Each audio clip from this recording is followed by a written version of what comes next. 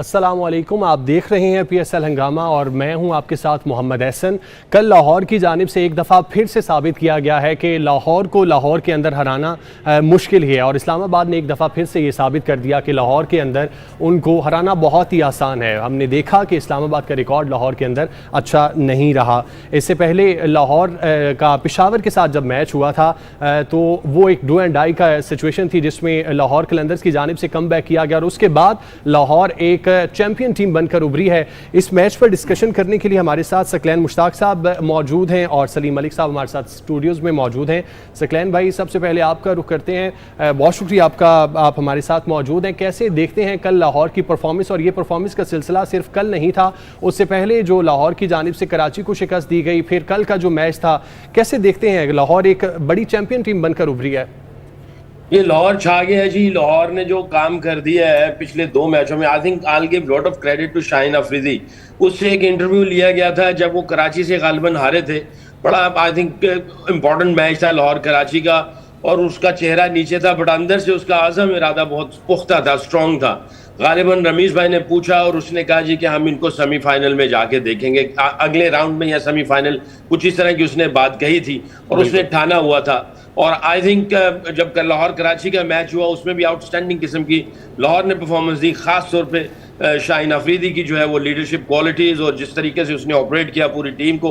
हालांकि उनका सुने हेड कोच भी नहीं थे और वो जो है वो अकेला ही लेके चल रहा था टीम को। और कल के मैच में भी जिस तरह शाहीन ने परफॉर्मेंस दी है और ओवरऑल जो लाहौर कलंदर ने परफॉर्मेंस दी है, आप किसी भी डिपार्टमेंट को उठा के देख लें, चाहे वो बैटिंग है, बॉलिंग है, फील्डिंग है, चाहे वो लीडरशिप क्वालिटीज है, चाहे उनके प्लान्स की एग्जीक्यूशन है, या फिर उनके अंदर जो एक वाइब्स थी या कॉन्फिडेंस था, और जिस तरह वो डोमिनेटिंग अप्रोच के साथ क्रिकेट खेल रहे थे, आई थिंक उन्होंने सारी बॉक्सेस टिक किए and they well deserve to be in the final. बिल्कुल, फाइनल में वो डिजर्व करते थे। सलीम भाई, आप कैसे देखते हैं लाहौर की परफॉर्मेंस को? ये एक डिपार्टमेंट हो जिसमें कोई कामयाब हो, वो तो सारे डिपार्टमेंट्स, हमने बैटिंग देखें, बॉलिंग देखें, फील्डिंग देखें, सब में ही उन्होंने बताया है कि वो चैंपियन टीम है। यार, इसमें जो सबसे ज़्यादा अजीब बात लगी ना कि इस्लामाबाद, देखें लाहौर, इस्लामाबाद पिछले कई मैचों से लाहौर में मैच नहीं जीत रहा और वो स्ट्रगल कर रहा था। यहाँ मुझे लगता है वो जैसे एक टाइम आया था कि हम इंडिया से जब भी वर्ल्ड कप होता है कहते हैं हम जीतते नहीं, तो ये लगता है लाहौर उनके लिए कोई इतना अच्छा वेन्यू साबित नहीं हुआ। दूसरी बात ये, अगर मुझे ये समझ नहीं आ रही कि इस्लामाबाद ने, अगर आप देखें कि उनकी बॉलिंग में उन्होंने 7 बॉलरों से ओवर करवाए हैं, जो कि नज़र ये शो करता है कि आपको कॉन्फिडेंस नहीं है अपनी बॉलिंग पे, या आपने जो होता है ना कि 5 बॉलरों के साथ आप जाते हैं, जब कभी ज़रूरत पड़ती है तो आप छठे बॉलर की तरफ जाते हैं। और फिर यहाँ अमाद वसीम ने, अगर आप देखें, 3 ओवरों में 16 रन दिए थे, उसको चौथा ओवर ही नहीं करवाया। तो ये मेरा ख्याल है कहीं ना कहीं उस शदाब जो था वो बहुत मुझे अंडर प्रेशर लगा।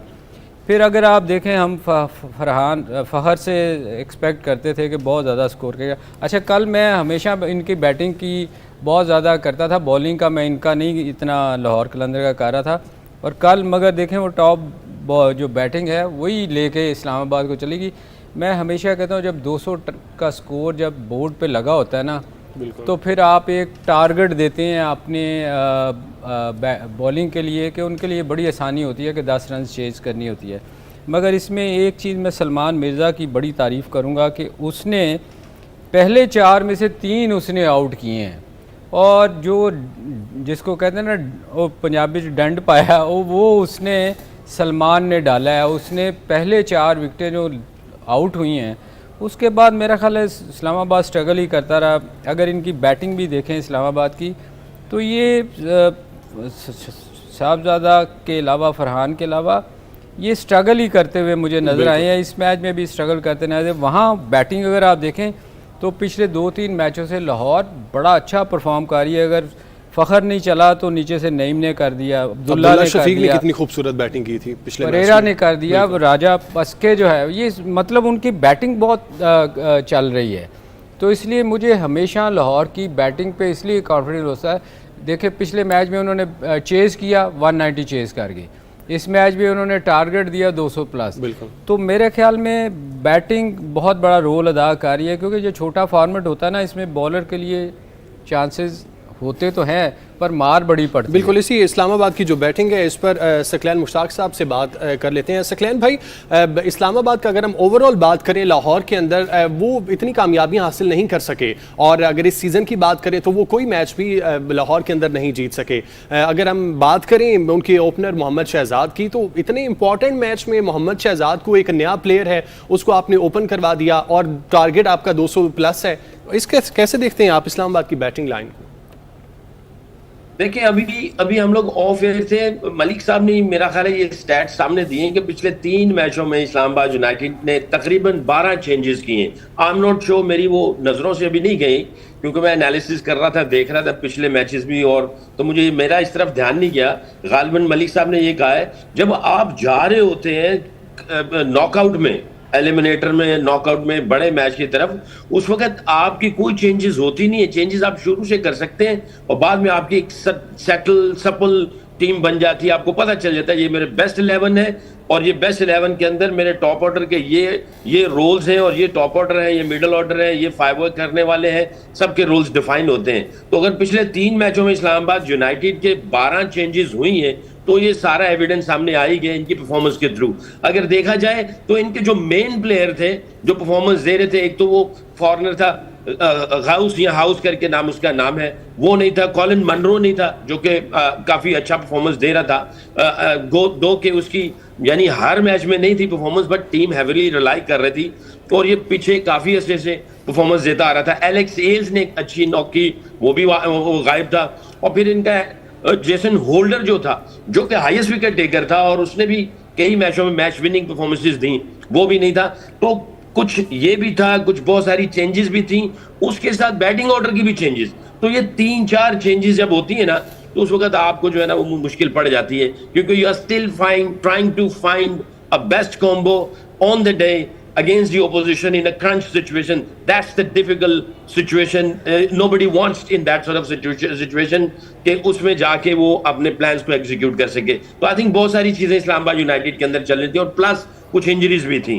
तो कुछ इन्होंने आई थिंक ये सारी चीजों का जो बना हुआ था उसकी वजह से, अगर आप इनकी बॉलिंग को देखें ना, अभी मलिक साहब ने बात की थी इस्लामाबाद यूनाइटेड की, इन्होंने 7 बॉलर्स इस्तेमाल किए। पिछले 3 मैचों में नसीम शाह की परफॉर्मेंस उस तरह की नहीं चल रही थी, जो कि नया गेंद करता है और डेथ में आता है, उसकी फॉर्म भी नहीं है। तो कैप्टन को इसको भी सोचना है कि यार इसको किस तरीके से बेस्ट यूटिलाइजेशन भी हो जाए और काम भी हो जाए। और वो बेचारा नजर ही नहीं आ रहा कि उसके अंदर जो पुराना नसीम शाह है उस तरह की परफॉर्मेंस नहीं आ रही थी। टाइमन मिल्स आया है, वो भी ठीक था। सलमान शाह जो इंडक्ट किया बाद में, वो भी उसका भी ठीक था, बट आपके पास जो बॉलिंग यूनिट था वो भी उस तरह नहीं था। तो आप देखें जिमी नेशम अभी आया, उसने भी 1-2 ओवर किए।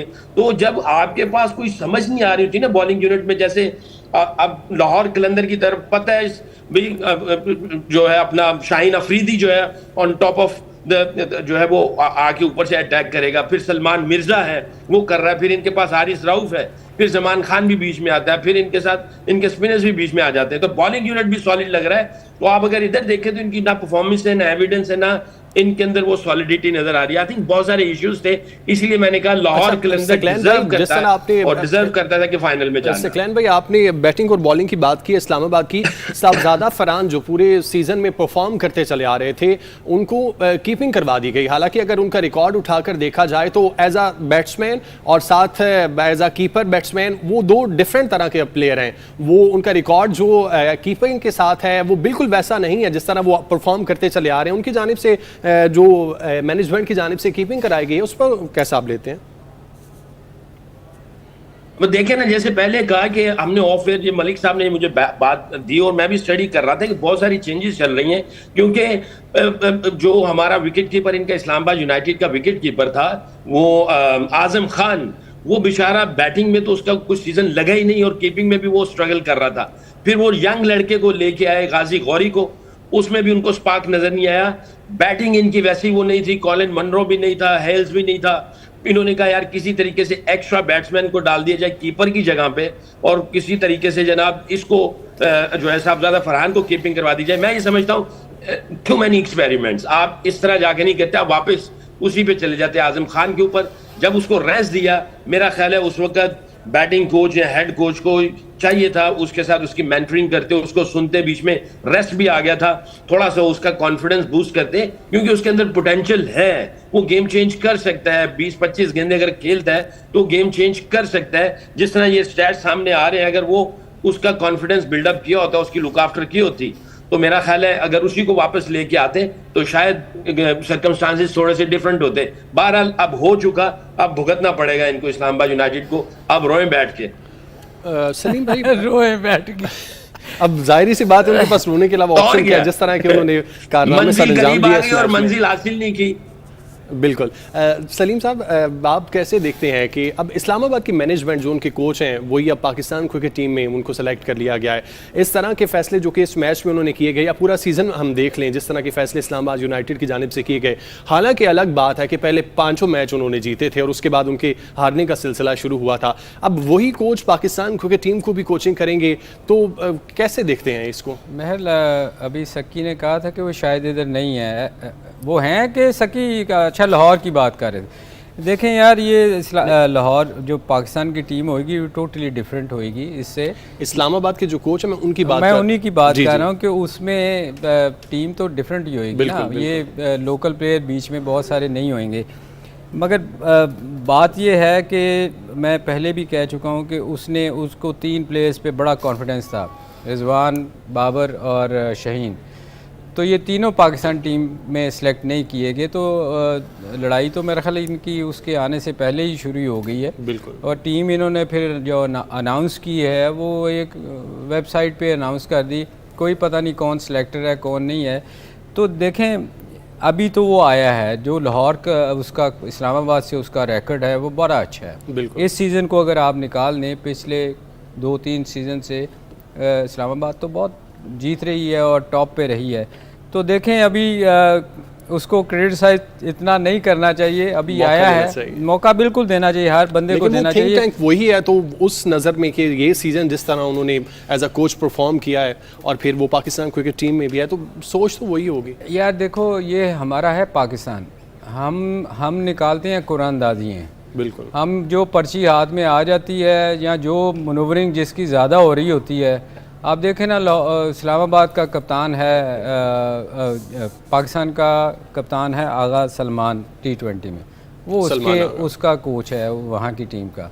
तो ये मनूवरिंग है जो आप जो कानों में डालते हैं ना, इसमें कानों का कच्चा नहीं होना चाहिए। जो सिलेक्ट करते हैं उनको पता होना चाहिए कि आपने क्या करना है। ये हर जगह है, मैं आपको बताऊं, जो कप्तान होता है उसके प्लेयर ज़्यादा खेलते हैं, किसी भी फ्रेंचाइजी को ले लें। तो ये मेरा ख्याल है कि उन्होंने उसके साथ टाइम ज़्यादा गुजारा हुआ है, उसके साथ कंफर्टेबल शायद होंगे कुछ ये आगा वगैरह, तो शायद इसी वजह से लाया गया। अदरवाइज़ इस परफॉर्मेंस को देखें तो इतनी अच्छी तो नहीं है। अच्छा, अगर हम इस्लामाबाद की बॉलिंग की बात करें तो जैसे सकलैन भाई भी कह रहे थे कि मुसलसल वो तब्दीलियां करते रहे हैं। स्पेशली हम नसीम शाह की बात करें, वो पाकिस्तान इंटरनेशनल बहुत अरसा खेल चुके हैं और हमारे मेन बॉलर अब भी हैं, बांग्लादेश के खिलाफ सीरीज़ में भी वो सेलेक्ट हुए हैं। उनकी जानिब से मुसलसल जो आखिरी 3 मैचेस में परफॉर्मेंस की गई है, क्या प्रॉब्लम नज़र आ रही है नसीम शाह को? कल इंजर्ड भी हुए थे और वकार यूनुस कमेंट्री करे तो उनकी जानिब से ये कहा गया था कि एक इंटरनेशनल जो बॉलर है वो इस तरह इंजर्ड होना नहीं चाहिए T20 में, जो टेस्ट मैच भी खेलता हो। तो उनकी परफॉर्मेंस कैसे देखते हैं आप? यार इंजरी देखो, वो तो मेरा ख्याल वकार खुद भी फास्ट बॉलर हैं, इंजरी तो किसी को भी हो सकती है। अब देखें ना, छोटे छोटे निगल्स होते हैं, वो आप रोक नहीं सकते उसको ना। फास्ट बॉलर चूँकि भाग के आके बॉलिंग करनी होती है, आपको कुछ भी हो सकता है। वो खैर वो कहना गलत है। ये जो बात है कि नसीम शाह पिछले कई 2-3 साल से मैं देख रहा हूँ उसकी इतनी अच्छी परफॉर्मेंस नहीं। बैटिंग में उसने ज़रूर हमें एक आध मैच जितवाया, मगर बॉलिंग में वो स्ट्रगल कर रहा है। मैं ये कहता हूँ कि अगर इन्होंने टीम में सारे नए लड़के खिलाने थे, डालने हैं, 3-4 सीनियर प्लेयर निकाले हैं, तो इनको रौफ की जगह भी नए लड़कों को डालना चाहिए था। मैंने उस दिन मिसाल दी थी कि किसी बंदे को ना, मैंने अपने वीलॉग में कहा था, किसी बंदे को गोली लगी मत्थे पे, मर गया। उन्होंने कहा यार शुक्र यदि आँख बच गई। अगर आपने हारना ही है, यही बांग्लादेशी जिससे आप टेस्ट मैच हारे, ये अलग बात है कि ये T20 है, मगर अगर आप टीम बिल्ड कर रहे हैं तो आपको फिर नए लड़कों के साथ जाना चाहिए। इस खौफ से निकलना चाहिए कि हम हारेंगे या जीतेंगे। तो नसीम शाह भी इतना अच्छा परफॉर्म नहीं कर रहा था, हारिस ने भी कोई बहुत ज़्यादा वो नहीं परफॉर्मेंस किया, हर मैच में 50-40 से ऊपर ही स्कोर दिया है।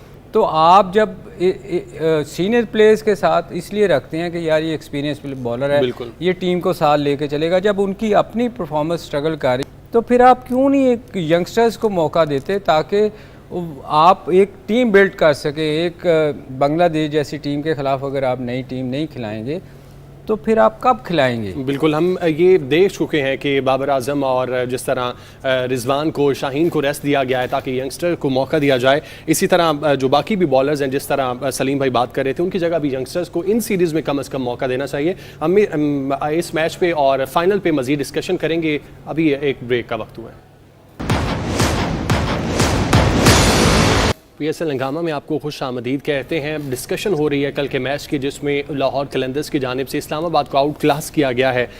सकलैन मुश्ताक साहब हमारे साथ मौजूद हैं स्टूडियोज़ में, सलीम मलिक साहब हमारे साथ मौजूद हैं। सकलैन भाई, इस्लामाबाद यूनाइटेड की अगर हम ओवरऑल परफॉर्मेंस देखें तो उन्होंने हर सीज़न में ही अच्छी परफॉर्मेंस दी है, 3 दफ़ा के वो टाइटल विनर भी रहे हैं। इस सीज़न में भी उनकी जानिब से टेबल के 2nd नंबर पर वो मौजूद थे और साथ ही साथ उनकी जानिब से जिस तरह पहले 5 मैचेस जीते गए, फिर कुछ मैचेस वो हारे और दोबारा से वो 2nd नंबर पर आ गए। तो अगर हम बात करें शादाब खान की कप्तानी की, उसको आप कैसे देखते हैं?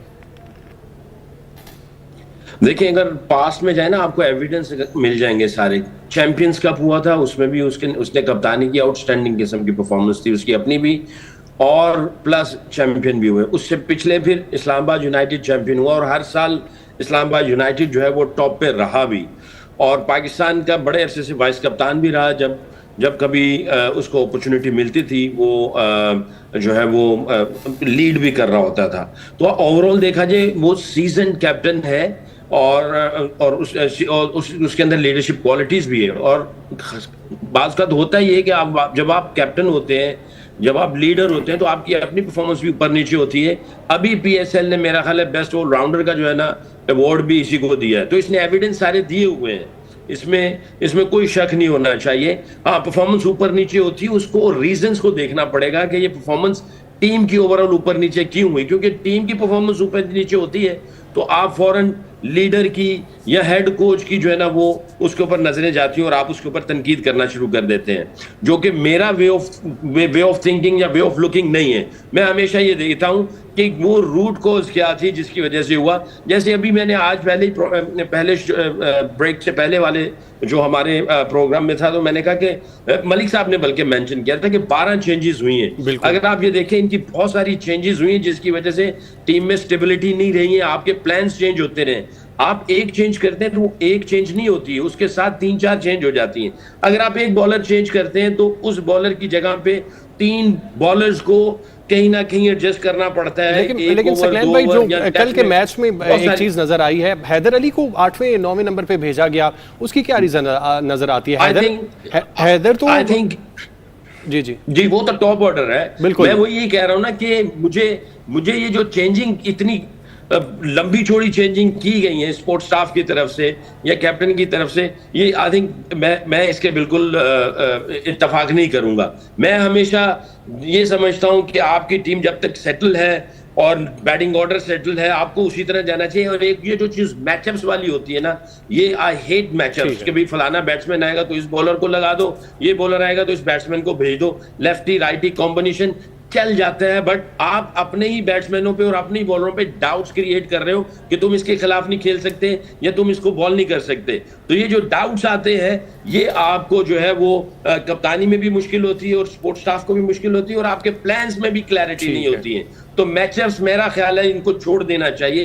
तो आई थिंक जो आज के और पिछले मैच में जो है ना बहुत सारे मैचअप्स जो है मेरा ख्याल है स्पोर्ट्स स्टाफ की तरफ से जो है ना अप्लाई किए गए हैं और मैचअप जो है वो वर्क नहीं करते। आपके अंदर की गट फीलिंग है, आप उसको देखना चाहिए। और आपके जो बॉलर्स हैं, आप उनको ऐसा प्रिपेयर करें, ये बैट्समैन है उनको ऐसा प्रिपेयर करें कि भाई आपने हर सिचुएशन में जाना और अपना प्लान्स पर। ठीक है सलीम मलिक साहब, आप लाहौर कलंदर्स की बात करेंगे, बैटिंग पे तो आएंगे, लेकिन सबसे पहले बॉलिंग की बात करते हैं। सबसे पहले शाहीन का बताएं, जो शाहीन की जानिब से बॉलिंग की गई है, लोग यही वाला शाहीन देखना चाहते हैं और यही शाहीन लोगों ने देखा जब वो नए टीम में आए थे। साथ ही साथ शाहीन के साथ आप कमेंट करेंगे सलमान मिर्ज़ा पे, पहले मौका नहीं दिया गया था उनको और फिर जब मौका दिया गया तो उन्होंने साबित किया कि वो वाकई डिज़र्व करते हैं अपनी जगह टीम में। शाहीन को किसने देखा है कि उसने वो क्या कमाल कर दिया है पिछले मैच में? कल के मैच में क्या किया? 3 आउट किए, बिल्कुल, उसमें से 2 तो उसने आखिरी 2 आउट किए हैं, लेकिन आउट तो के और बात आप सुने, देखें स्कोर तो नहीं, ऊपर से जब वो बॉलिंग का स्टार्ट करने आए तो उन्होंने स्कोर को भी रोका, विकेट भी ली। एक मिनट में सुन लें, मेरी आपने सवाल किया तो सुन लें। उसने 1 आउट किया ऊपर से, बिल्कुल 3 आउट, 4 में से 3 आउट सलमान ने किए। मैं सलमान मिर्जा का इसीलिए नाम लिया कि मैं मैं सलमान को भी आपको क्रेडिट इसलिए देना बता चाहता रहा हूं हूँ कि उसने कोई कमाल पिछले मैच में नहीं किया। और देखें, ये कमाल तो जब होता कि ये सलमान से आउट करवाता, लेकिन 3 रन सिर्फ दिए हैं शाहीन ने।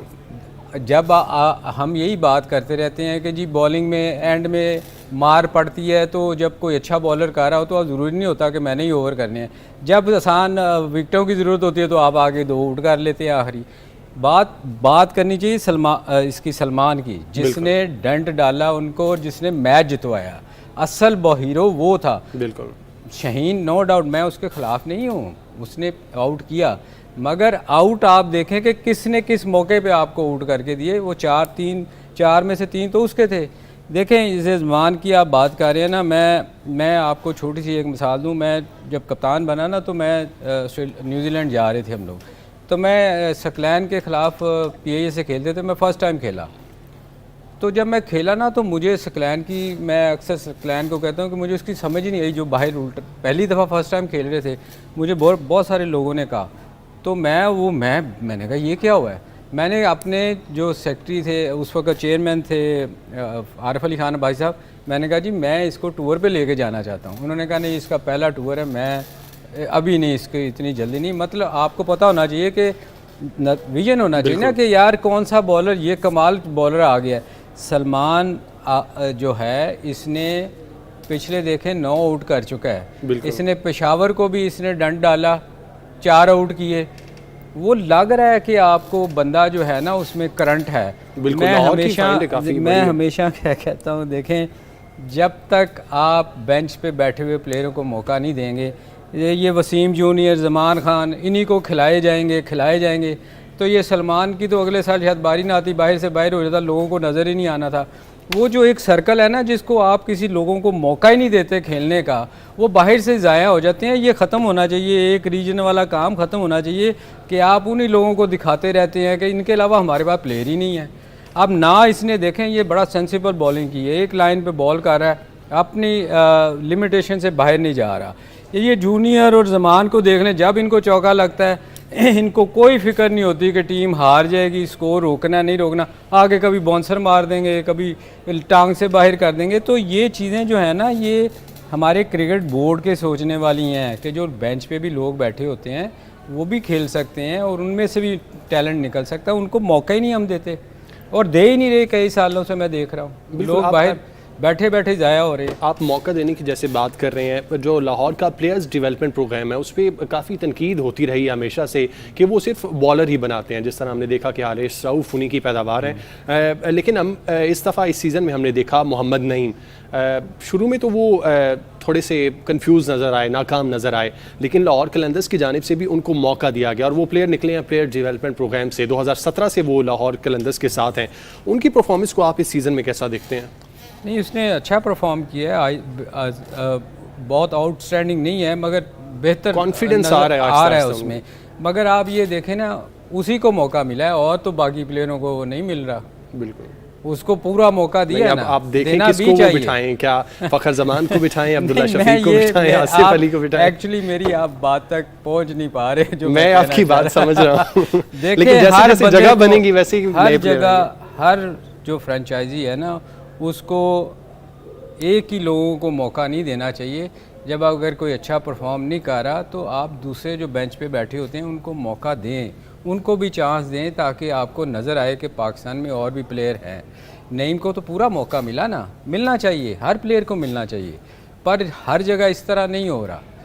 बिल्कुल। कहने का मतलब मेरा ये है कि क्रिटिसाइज इसीलिए होता है कि आप कुछ लोगों को मौका देते हैं, कुछ लोगों को नहीं देते। बिल्कुल, यही बात सकलैन मुश्ताक साहब से पूछ लेते हैं। सकलैन भाई, आप क्या एग्री करते हैं इस बात से कि जो बेंच पे बैठा प्लेयर होता है उसको मौका देना चाहिए, स्पेशली इस तरह की लीग्स में? एक एग्जांपल आपको देता चलूँ, साउद शकील जो कि क्वेटा ग्लैडिएटर्स की पहली दफ़ा कप्तानी कर रहे हैं और वो फाइनल में पहुंच चुके हैं, उनकी जानिब से मुसलसल 33 मैच उनको नहीं खिलाए गए थे और लास्ट सीजन में उन्होंने आखिरी मैच जब क्वेटा ग्लैडिएटर बाहर हुआ था तो उन्होंने ट्वीट भी इस पे किया था और कहा था कि 33-0 का ट्वीट था कि उन्होंने मुसलसल 33 मैच बेंच पे बैठे हैं और इस दफ़ा वो कप्तान बने, उनकी कप्तानी में टीम फाइनल में पहुंच गई। तो ये किधर से बाहर बैठे थे? क्वेटा ग्लैडिएटर्स से। तो अब इन्होंने क्वेटा ग्लैडिएटर की कप्तानी की है, तो मुझे नहीं समझ आ रही है ट्वीट किसके खिलाफ की है और वो कहां से जो है ये वो पिछले सीजन में ये ट्वीट किया गया था। कह रहा हूं ना जी जी, देखें असल में होता ये है, सलीम भाई की बात सर आंखों पे बिल्कुल सही है, ऐसे ही होना चाहिए। मैं जब हाई परफॉर्मेंस सेंटर का जब मुझे हेड बनाया गया और फिर मैं पाकिस्तान टीम का हेड कोच भी बना, तो एक पॉलिसी बनाई थी, एक स्ट्रेटेजी थी या पॉलिसी थी, व्हाटएवर यू कॉल। हमने कहा था 70-30 का रेशो रखेंगे, जो मेन प्लेयर हैं उनको 70% पूरे साल में अपॉर्चुनिटीज मिलेंगी और वो जो इंपॉर्टेंट सीरीज होंगी, बड़ी सीरीज होंगी, उसमें मेन प्लेयर जो आपके हैं वो जाएंगे। 30% आपका जो बेंच है, जो बैठे हुए बेंच के ऊपर, आप उसको जो है ना अपॉर्चुनिटी देंगे ताकि आपका बेंच भी डेवलप होता चला जाए और वो जो है आपको एविडेंस देते चले जाएं कि भी वो बेंच पे बैठे हुए परफॉर्मेंस दे रहे हैं। और फिर आहिस्ता आहिस्ता फिर जब बेंच डेवलप होगा तो ये आपके जो बेंचमार्क्स हैं इन टर्म्स ऑफ स्किल्स के या वर्क एथिक्स के, वो बेंच उसको पुश करेगा और जो मेन प्लेयर हैं वो फिर उनकी, क्योंकि ये साथ में लगे होंगे, तो ये क्वालिटी ऑफ क्रिकेट जो है वो एक्सेल करेगी और वो अवॉल्व भी होगी। तो 70-30 की एक स्ट्रेटेजी फिलॉसफी हमने इंट्रोड्यूस करवाई थी और अनफॉर्चुनेटली वो टेन्योर खत्म हो गया जल्दी से और इसके ऊपर इम्प्लीमेंट नहीं किया गया। आपको हर जगह पे इस तरह की कोई पॉलिसी बनानी पड़ेगी, चाहे वो पीएसएल है, चाहे वो डोमेस्टिक है, चाहे वो नेशनल टीम है, ताकि जो बेंच है उसको अपॉर्चुनिटी मिलती चली जाए, ताकि आपके पास सारा बेंच लोगों को अपॉर्चुनिटी देने के लिए इस तरह की पॉलिसी अपनानी चाहिए। सकलैन भाई, आप माजरत आपको कट किया, अभी ब्रेक का वक्त हुआ है, दोबारा से वापस आते हैं तो डिस्कशन को कंटिन्यू करते हैं। पीएसएल हंगामा में आपको खुश आमदीद कहते हैं। लास्ट चंद मिनट्स हैं, फाइनल पे बात करते हैं। कल एक बड़ा फाइनल खेला जाएगा पीएसएल 10 का, लाहौर कलंदर्स और क्वेटा ग्लैडिएटर्स के दरमियान। सकलैन मुश्ताक साहब, कैसे देखते हैं कल के फाइनल को? क्या प्रेडिक्शन है आपकी? दोनों टीमों का मुआवजना किया जाए तो कौन सी टीम आपको स्ट्रॉन्ग नज़र आती है? देखें, जिस तरह की क्वेटा ग्लैडिएटर ने क्रिकेट खेली है, पहले 1-2 मैचेस में तो हमें ऐसा लगा था कि इनकी टीम के अंदर कोई क्लैरिटी नहीं है, कुछ यूनिटी नज़र नहीं आ रही है, कुछ वाइब्स नज़र नहीं आ रही। उसके बाद इन्होंने बिल्कुल ही डोमिनेट किया और जाके सीधा टॉप ऑफ द टेबल बैठ गए। और जिस तरह की पिछले 3-4 मैचेस में परफॉर्मेंसेस चल रही हैं और जो खास तौर पे इनका बॉलिंग यूनिट है, मैं ये समझता हूँ लाहौर कलंदर से ज़्यादा खतरनाक इनका बॉलिंग यूनिट है, क्योंकि आमिर आउटस्टैंडिंग परफॉर्मेंस दे रहा है, उसमें थोड़ी सी पैच आए थे बट वो फिर अपना काम कर जाता है, उसका एक्सपीरियंस है, शातिर है।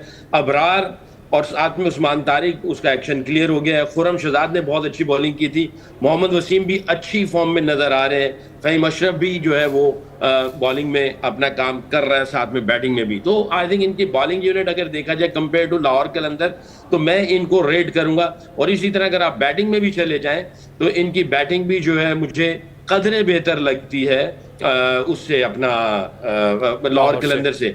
लाहौर कलंदर का फखर का है ऑन द डे चल गया, यानी फखर चलेगा तो गेम कहीं और ले जाएगा, ना चला तो जनाब दूसरों को करना पड़ेगा। अब्दुल्ला शफीक अच्छी फॉर्म में नजर आ रहे हैं, बट अगर इनकी क्वेटा ग्लैडिएटर की अगर आप बैटिंग देखते हैं तो आई थिंक रायल रूसो अच्छी फॉर्म में है, फिन एलन अच्छी फॉर्म में है, हसन नवाज ने 200 किए हुए हैं, वो इसके अंदर है। अब पक्षा आ गया और चंडीबल आ गए, ये बहुत ही सीजन प्लेयर है। फ़हीम अशरफ बड़ी अच्छी बैटिंग कर रहे हैं। फ़हीम अशरफ बहुत अच्छी बैटिंग कर रहे हैं। तो अगर आप ये देखें, इनकी बैटिंग में भी 3-4 प्लेयर आपको ऐसे सॉलिड नजर आ रहे हैं, बॉलिंग यूनिट में सॉलिडिटी नजर आ रही है। सकलैन भाई, थोड़ा सा ऊपर नीचे। सलीम भाई, लास्ट मिनट है, आप कैसे रेट करते हैं दोनों को? लास्ट मिनट भी रहने देते नहीं, आप नहीं, इसमें कोई शक नहीं, ये सकी सही कह रहा है कि इनकी बॉलिंग बहुत बेहतर है। उधर तो मुझे लाहौर कलंदर में मुझे कोई इतनी ख़ास सलमान के अलावा कोई बॉलर नज़र नहीं आता, मगर चूँकि उनकी बैटिंग बहुत लंबी है, अगर लाहौर कलंदर जीता, मैं पहले भी कहता हूँ कि मैं उनके बैट्समैनों का ही नाम लेता हूँ, मैंने 2-3 सेगमेंट में उनकी बॉलिंग का किसी का नाम नहीं लिया, चूँकि सलमान के आने से इनकी बॉलिंग में एक वो वाहद बंदा है जो डंड डाल सकता है। बाकी मुझे किसी पे इतना यकीन नहीं है, जीतेंगे तो बैटिंग की वजह से जीतेंगे। ठीक है, बहुत शुक्रिया सलीम साहब, सकलैन साहब के लिए। कल PSL का एक बड़े मार्के का फाइनल है, कल मैच से पहले इंशाल्लाह डिस्कशन होगी।